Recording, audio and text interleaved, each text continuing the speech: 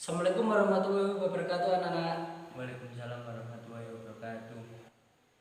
Ya, selamat pagi. Kalian pasti kaget kenapa Bapak yang masuk ke kelas kalian, kelas daring kalian. Oh ya, sebelum itu apa sudah masuk semua di sini? Sudah, Pak. Oh, sudah ya. Baik. Sebelum itu kan kalian pasti kaget kalau Bapak belum pernah mengajar kalian. Nah, perkenalkan terlebih dahulu, nama Bapak Muhammad Anwar. Bapak guru magang dari Universitas PGRI Semarang, yang dimana Bapak nantinya akan mengajar kalian selama 1 bulan ke depan. Dan nanti untuk perkenalan lebih lanjut bisa sembari kita melakukan pembelajaran atau juga nanti bisa di belakang atau di grup WhatsApp atau di WhatsApp begitu. Sebelum mulai pelajaran pada hari ini, alangkah baiknya kita berdoa. Nanti Bapak akan memimpin. Untuk itu kalian bisa berdoa. Sebelum memulai pelajaran pada hari ini, alangkah baiknya berdoa menurut agama dan kepercayaan masing-masing. Berdoa dimulai.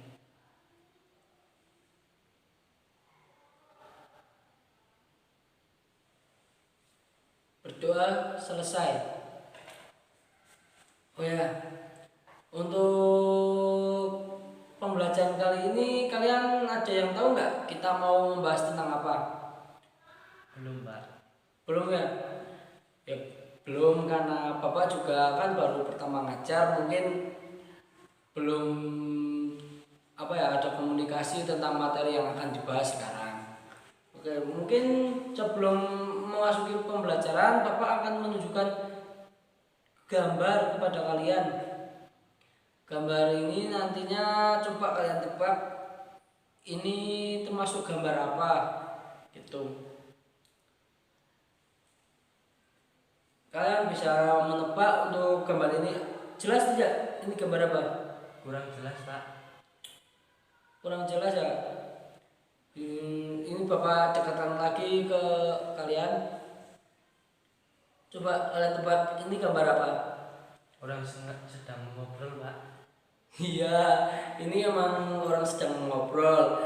Ada orang yang sedang mau berbicara gitu. Tapi mungkin lebih spesifiknya lagi, lebih tepatnya lagi, ada yang tahu? Sedang debat mungkin. Memang hampir mirip seperti debat ya, tapi ini belum seperti debat. Kalau debat itu pastinya nanti ada moderator dan juga ada pihak sini sama pihak sini dipisah begitu. Coba kalian tebak lagi yang lebih hampir mirip sama debat, tapi ini bukan debat gitu. Coba apa menurut kalian? Diskusi, Pak. Betul, betul, itu ini gambar diskusi. Di sini kan ada sekumpulan orang yang sedang membahas tentang sesuatu isu gitu. Jadi ini ada salah satu orang yang mengacungkan jari begini, di mana orang tersebut mungkin akan berpendapat begitu. Oke, benar sekali. Untuk pelajaran kali ini kan teks diskusi. Mungkin dari kalian sendiri udah ada yang tahu untuk pengertian teks diskusi sendiri? Kegiatan untuk mencari solusi, Pak. Betul, hampir betul, untuk mencari solusi. Untuk diskusi memang benar, itu kegiatan yang dimana nantinya akan mendapatkan solusi. Akan tetapi dimana sebelum mendapat solusi tersebut pastinya di situ ada yang namanya masalah atau isu-isu terkini yang lagi trending topik gitu, yang nantinya dalam suatu forum atau kalian dalam kelompok atau kalian memiliki suatu organisasi, pastinya kalian akan yang namanya di situ mendapatkan perbedaan argumen, benar, mendapatkan perbedaan argumen dari pihak siapa sama siapa, itu pasti ada yang berbeda. Dan perbedaan itu yang nantinya akan di situ didiskusikan sehingga nantinya menemukan yang namanya solusi. Jadi teks diskusi itu, pengertian teks diskusi itu adalah ada dua pihak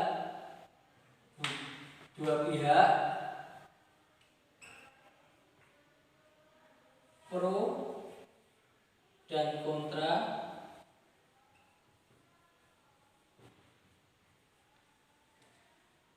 yang membahas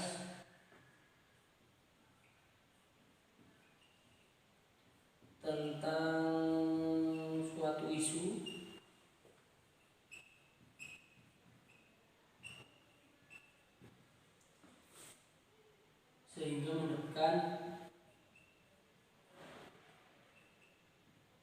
sehingga mendapatkan apa coba? Ada tahu? Mendapatkan solusi.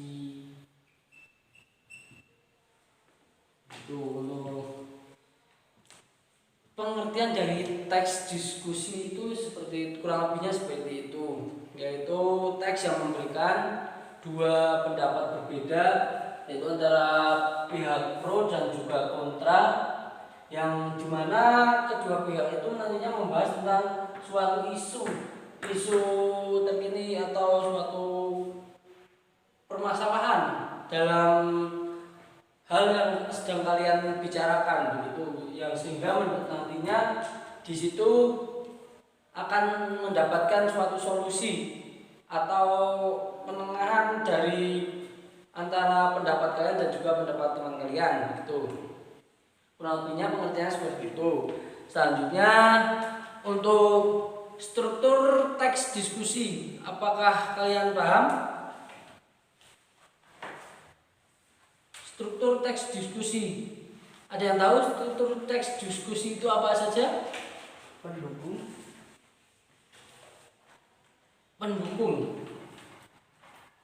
Benar kan? Ya pasti apa? Struktur teks diskusi itu ada yang namanya pendukung. Karena dilihat dari pengertian sendiri, adanya dua pihak yang berbeda kan. Nah, di salah satu pihak itu ada yang namanya tim pro atau salah satu orang yang pro terhadap isu tersebut. Berarti orang tersebut mendukung yang namanya isu itu.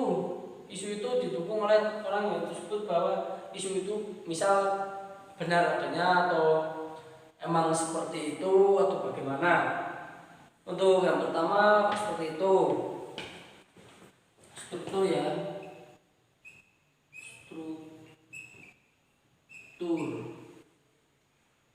Struktur. Nomor satu, pendukung.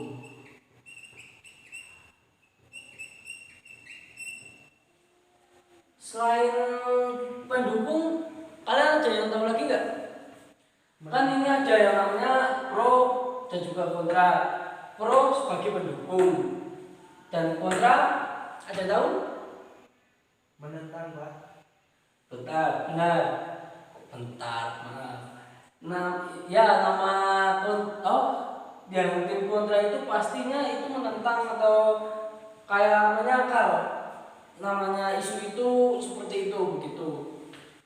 Dua penentang.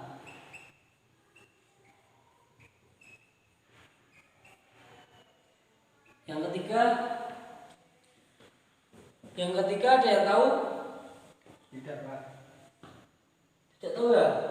Yang ketiga kan ini udah ada namanya pro, yaitu sebagai pendukung yaitu sebagai pro, penentang sebagai kontra. Dan antara pendukung dan penentang itu nantinya yang akan dibahas itu apa? Yang akan dibahas dalam itu diskusi kalian itu yang akan dibahas itu apa? Ada yang tahu? Tidak tahu, Pak. Yang akan dibahas itu kan pastinya adalah suatu masalah atau isu. Coba kalian kalau misal nggak ada masalah atau nggak ada isu suatu hal, masa kalian akan membahas mau melakukan diskusi kan itu hal yang sedikit lucu gitu. Kalian mau diskusi sama teman kalian tapi nggak ada yang harus dibahas. Nanti kalian mau apa di situ gitu maksudnya. Jadi yang ketiga itu pastinya masalah atau isu.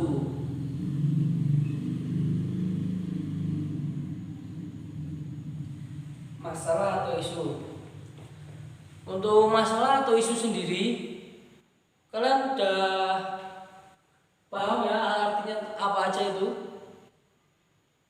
Paham, Pak. Baik, untuk struktur dari teks diskusi itu masih ada satu lagi. Ini hal yang paling penting dan terakhir yang harus kalian dapatkan. Itu apa aja yang tahu? Tidak tahu, Pak. Baik, kalau tidak tahu mungkin Bapak akan bantu jawab. Pastinya dari tim pendukung, tim penentang, dan juga dalam suatu diskusi itu kan membahas namanya masalah dan isu. Berarti hal terakhir dalam struktur teks diskusi itu yang harus dicari yaitu adalah kesimpulan.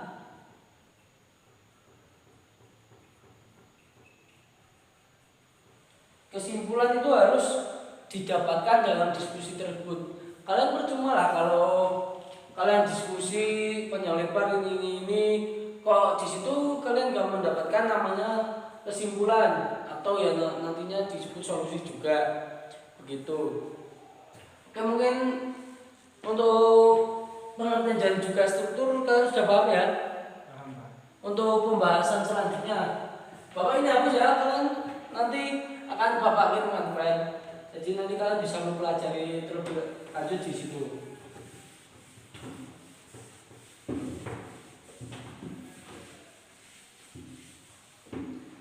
Baik, untuk selanjutnya Bapak akan membahas tentang tujuan teks diskusi.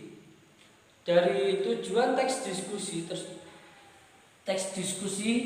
yang dimana seperti tadi, ada yang tahu tujuannya itu untuk apa sih dilakukan teks diskusi seperti itu gitu? Tidak tahu, Pak. Tidak tahu ya? Coba kalian berpikir lebih cermat kembali. Pasti kan tadi udah ada yang namanya pengertian. Pengertiannya itu yaitu adanya teks yang memberikan dua belah pihak pendapat berbeda, yang di situ ada isu yang harus dicarikan solusi begitu. Terus setelah itu kan ada juga itu dari struktur ada namanya kesimpulan tersebut nanti kan itu juga buat apa ya, solusi. Kesimpulan itu buat solusi kalian yang dimana nanti kan kalian berbeda pendapat, jadi menemukan titik ujung atau titik temu suatu permasalahan tersebut. Dari penjelasan Bapak tadi mungkin ada yang mau menjelaskan tujuan teks diskusi itu apa? Tidak, Pak. Oh, baik, kalau kalian tidak ada yang tahu mungkin Bapak akan menjelaskan. Tujuan diskusi merupakan mencari kesepakatan atau kesepahaman, gagasan atau pendapat diskusi yang melibatkan beberapa orang disebut diskusi kelompok. Oh, itu misal kalau diskusi kelompok berarti tujuannya itu harus mendapatkan kesepemahaman antara kalian, antara teman kalian, antara orang-orang yang melakukan diskusi itu harus paham atau sejalur, harus memiliki pendapat yang di situ bisa menjadi penengah antara kedua pendapat itu, dan di situ bisa diterima antara yang setuju dan juga tidak, itu bisa diterima dan bisa dijalankan gitu. Itu tujuan dari teks diskusi. Yang selanjutnya yaitu ada yang namanya jenis-jenis teks diskusi. Mungkin dari kalian ada yang paham jenis-jenis teks diskusi?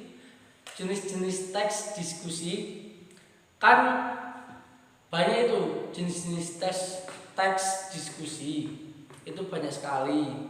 Mungkin kalian juga pernah mengikuti, cuma kalian belum paham.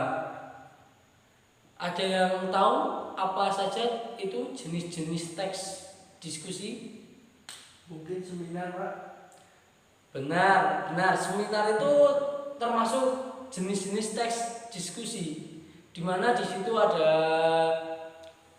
yang menyampaikan materi kan, dan nanti ada juga audiens yang dimana di situ mendengarkan, dan nanti di situ juga pastinya berbeda pendapat, bisa menanyakan, terus nanti di situ juga bisa saling meluruskan pemahaman seperti ini dan bisa menjadi sependapat gitu. Baik, yang satu dari jenis teks diskusi. Jenisnya satu ada seminar ya.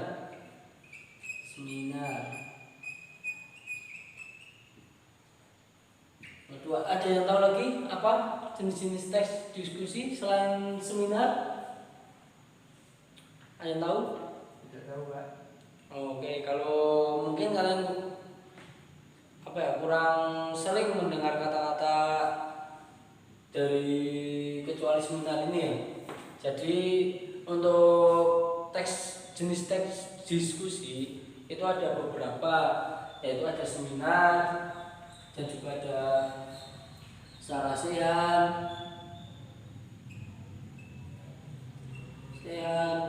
ada lokakarya,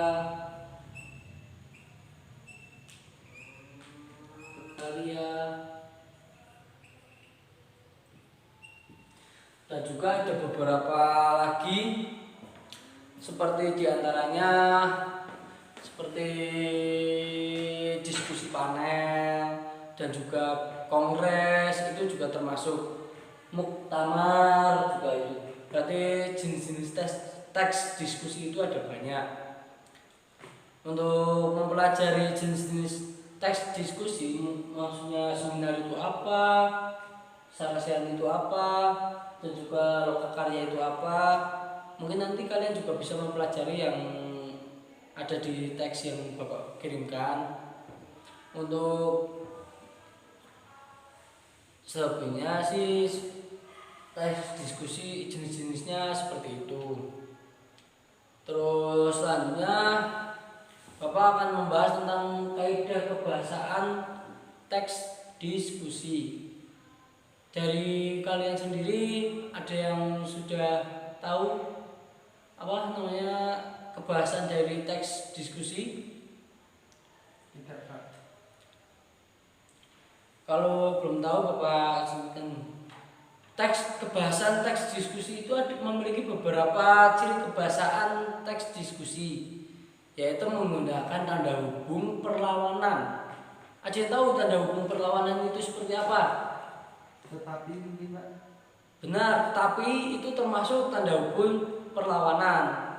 Kan kalian seperti mereka ada yang berargumen.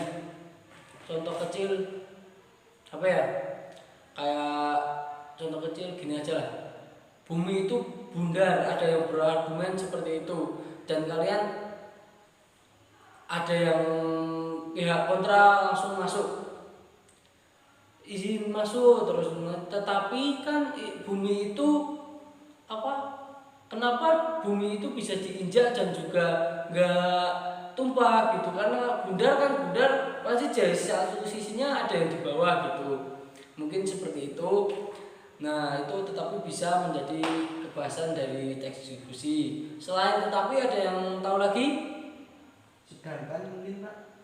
Benar, sedangkan juga termasuk, itu hampir mirip sama tetapi. Untuk sedangkan itu berarti kalian meluruskan pendapat kalian nanti, sedangkan bla bla bla bla bla gitu kan, kalian bisa gitu. Selain dari tetapi dan sedangkan, Ada yang paham atau tidak? Tidak Pak. Tidak. Selain dari kebahasaan tetapi dan juga sedangkan, itu kaidah kebahasaan teks diskusi itu juga ada yang namanya bukan melainkan.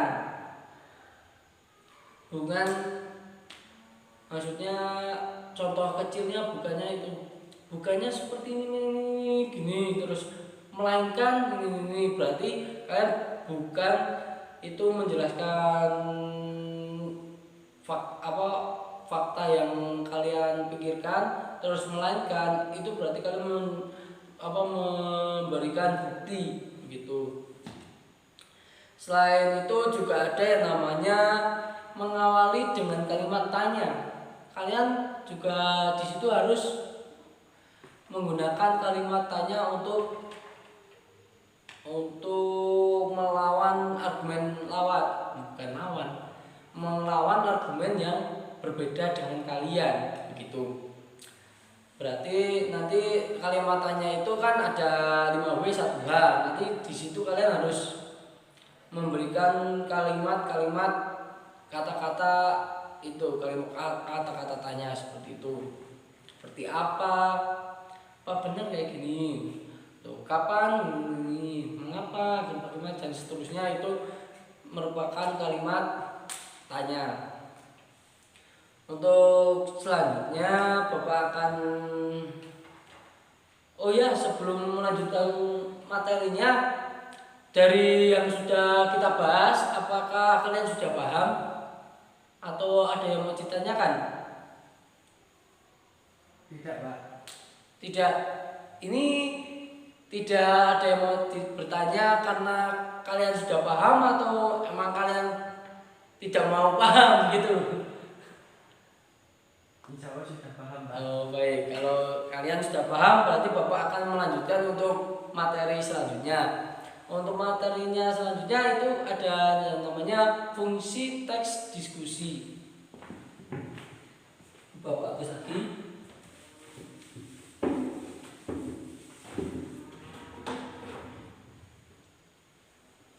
Fungsi. Ada yang tahu fungsi teks diskusi itu apa? Tidak tahu Pak. Sebenarnya untuk pengertian terus tujuan sama fungsi itu hampir sama dalam penjelasannya.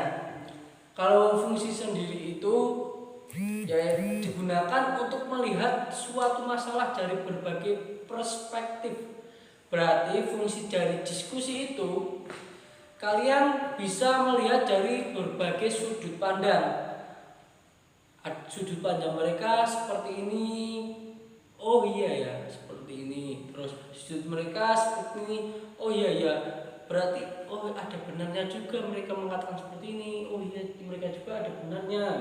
Dari kedua pendapat itu nanti kalian bisa menemukan sudut pandang baru. Jadi di situ fungsinya untuk melihat suatu masalah dari berbagai perspektif seperti itu. Mungkin untuk materinya seperti itu. Kalian jika ada yang mau ditanyakan silakan. Ada atau tidak? Tidak Pak. Kalau tidak, selanjutnya Bapak akan memberikan contoh teks diskusi dan strukturnya.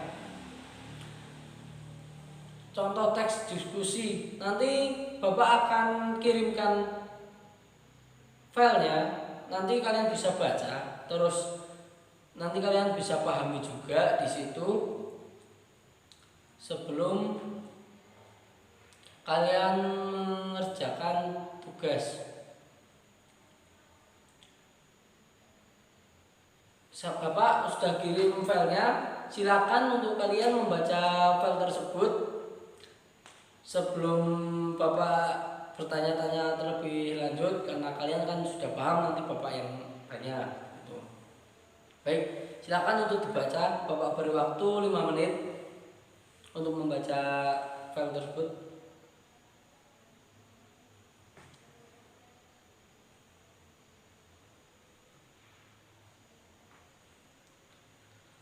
Bagaimana? Sudah selesai untuk membacanya? Sudah Pak. Oke, kalau sudah, kalian paham nggak maksud dari contoh teks diskusi tersebut? Yang pertama kan itu ada yang namanya isu, terus ada argumen mendukung. Isunya itu ini di dalam era globalisasi ini tayangan televisi sudah tidak bisa dihindari. Isu itu isu. Dengan menonton televisi kita juga memperoleh bermacam-macam informasi, termasuk di dalamnya hiburan. Pertanyaannya ialah, adakah dampak negatif yang ditimbulkan dari menonton televisi? Sebagian masyarakat menganggap bahwa menonton televisi berdampak positif.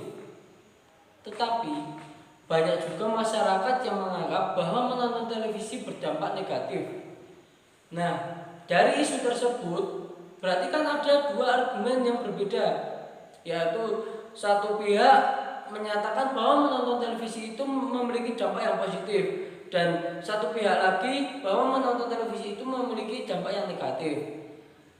Dari situ sudah terlihat ada yang namanya pro dan kontra. Selanjutnya itu ada argumen mendukung. Dampak positif dari menonton televisi ialah sebagai berikut. Pertama, televisi memiliki kelebihan dalam hal penyajian berita. Televisi umumnya selalu to date. Hal ini tentu akan membuat remaja tidak ketinggalan informasi dan memberikan wawasan yang cukup luas pada remaja secara cepat. Berarti ini di pihak yang mendukung, yaitu mereka menerima bahwa adanya televisi, mereka dapat mengetahui berbagai informasi secara cepat. Nanti di situ mereka tidak akan ketinggalan informasi atau tidak up to date begitu. Untuk argumen menentang yaitu contohnya, televisi membuat remaja lupa waktu. Bagi pelajar, kecanduan nonton televisi menjadi kontraproduktif dengan tugas seorang pelajar yang wajibnya belajar. Nah, maksud dari kalimat tersebut yang menentang itu bahwa mereka berpikir bahwa kalau semisal kita menonton televisi itu dapat mengganggu yang namanya aktivitas belajar, dan juga nanti kalian akan ketinggalan yang namanya pembelajaran, atau intinya kalian di situ akan malas-malasan lah atau apa nanti, sehingga kalian tidak belajar begitu. Itu untuk argumen pendukung dan juga penentang. Dari argumen tersebut mungkin kalian bisa ada yang bisa membantu Bapak untuk menyimpulkan dari argumen tersebut? Tidak tahu Pak. Tidak tahu ya. Ini pasti murid Bapak sering nonton televisi. Kenapa setiap ditanya tidak tahu? Gak apa-apa, karena yang namanya belajar itu butuh proses. Nanti kalian di situ butuh proses untuk belajar. Bapak akan simpulkan ini. Dari beberapa pendapat tersebut dapat disimpulkan bahwa televisi mempunyai dampak positif atau negatif. Berarti menonton televisi itu memiliki dampak yang positif ada juga, yang negatif ada juga. Hal itu bergantung pada penonton televisi. Berarti semua hal dampak negatif maupun positif itu ya bergantung dengan penonton. Semisal penonton bisa mengatur waktu lah, bisa memanfaatkan televisi dengan baik, misal mencari informasi-informasi yang penting begitu. Kan soalnya untuk televisi sendiri sih gimana ya? Kalau zaman sekarang menurut Bapak banyak sekali yang sukanya itu nonton sinetron percintaan. Dan di percintaan emang kalian bisa mengambil memetik yang namanya sebuah manfaat sih. Nanti kalian bisa di situ bisa mengambil hikmah. Namanya percintaan juga pasti semua hal, bukan percintaan saja sih, semua hal pasti memiliki manfaat sendiri-sendiri. Tapi untuk sinetron dan juga kartun itu seperti apa ya, kurang dimanfaatkan, kurang adanya manfaat yang mereka terima. Maksudnya mereka terlalu terlalu menganggap serius, oh cinta seperti ini begitu. Bukan mereka mengambil hikmah dari, oh kalau begini nantinya begini ya, bukan begitu. Oke, Bapak lanjut lagi. Ini simpulan berarti antara handphone dan anak-anak. Tadi televisi kok ini handphone. Baik Bapak, baik bacakan kembali. Itu simpulan dari televisi. Ini ada isu lagi, ada contoh lagi, yaitu handphone dan anak-anak. Handphone, Bapak berikan contoh lagi ya. Handphone atau orang-orang sekarang lebih sering menggunakan smartphone adalah sebuah perangkat yang digunakan untuk mempermudah manusia dalam urusan komunikasi. Tidak hanya komunikasi saja, smartphone juga digunakan untuk membantu keperluan manusia lain. Hampir setiap orang memiliki HP, termasuk anak kecil sekalipun. Walaupun begitu, banyak terjadi pro dan kontra dalam hal pembelian HP. Pastinya untuk handphone sendiri pasti memiliki pro dan kontra, apalagi yang menggunakan anak-anak.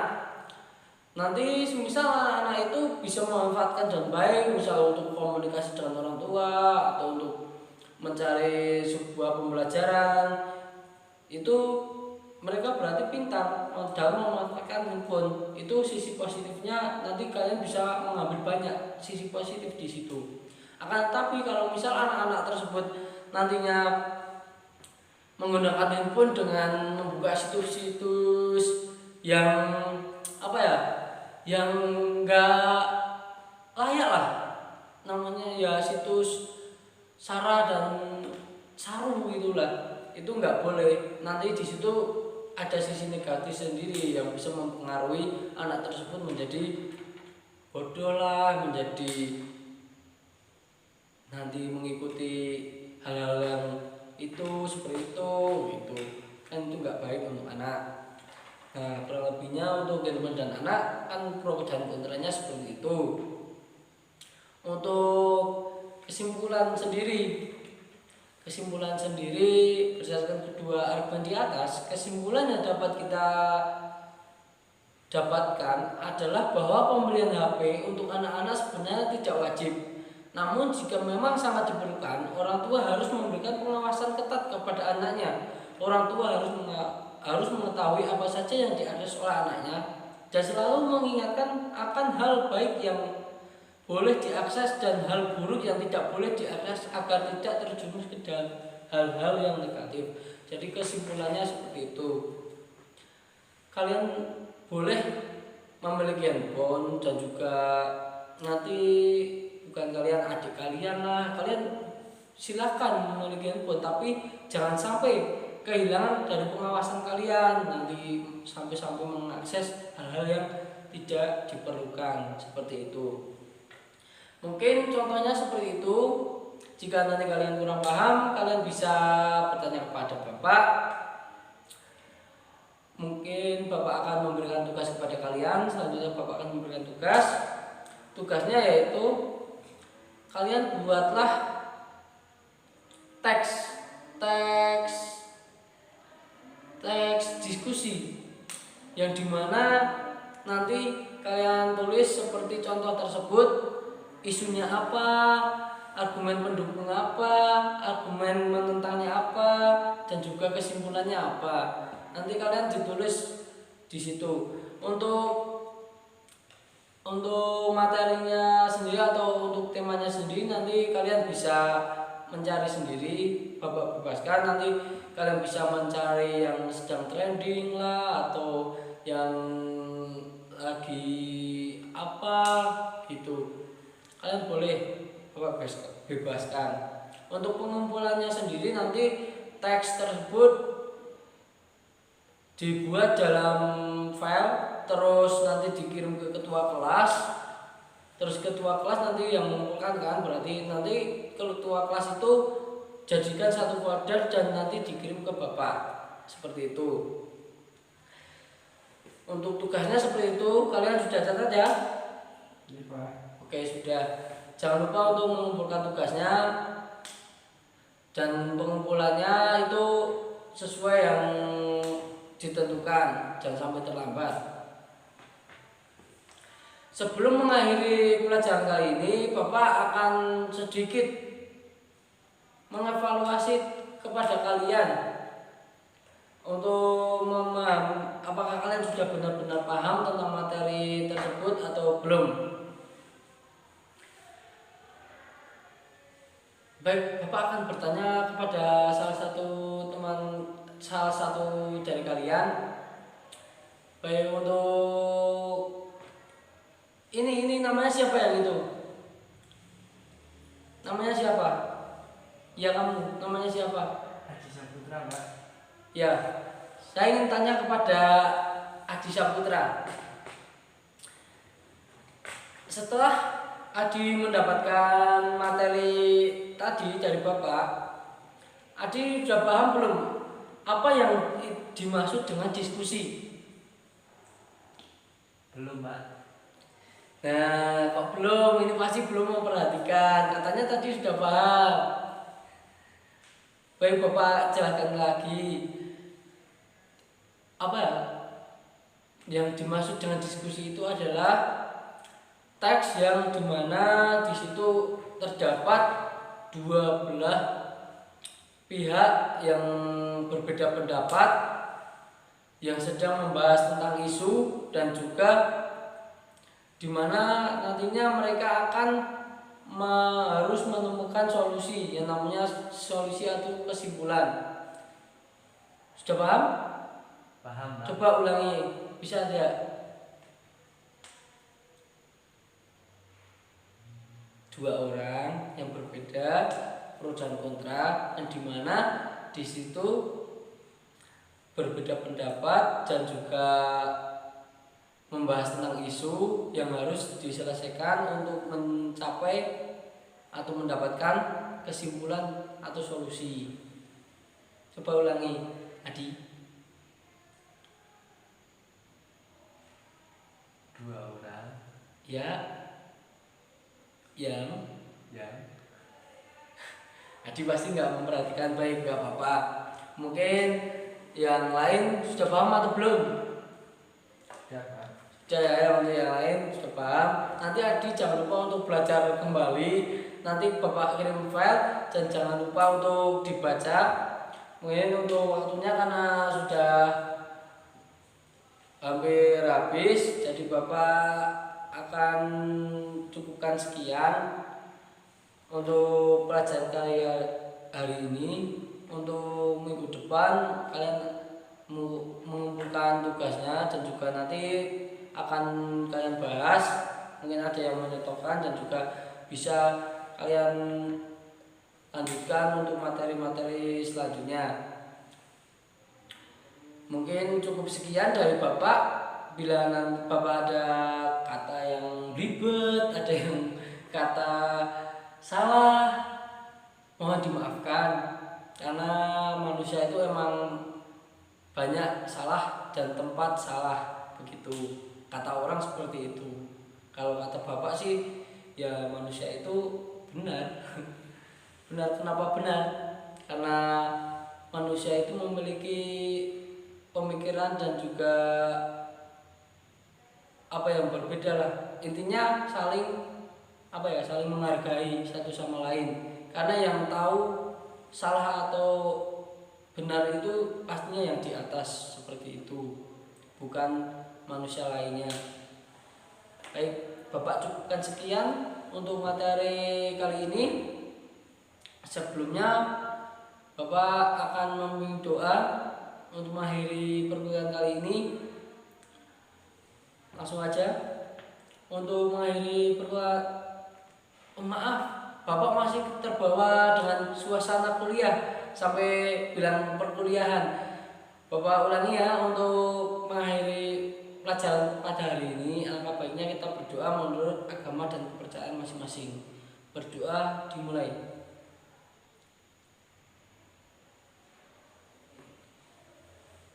Berdoa selesai. Terima kasih untuk perhatian kalian dan kalian mau memperhatikan dan mau mengikuti pelajaran dari Bapak. Wassalamualaikum warahmatullahi wabarakatuh. Waalaikumsalam warahmatullahi wabarakatuh. Terima kasih.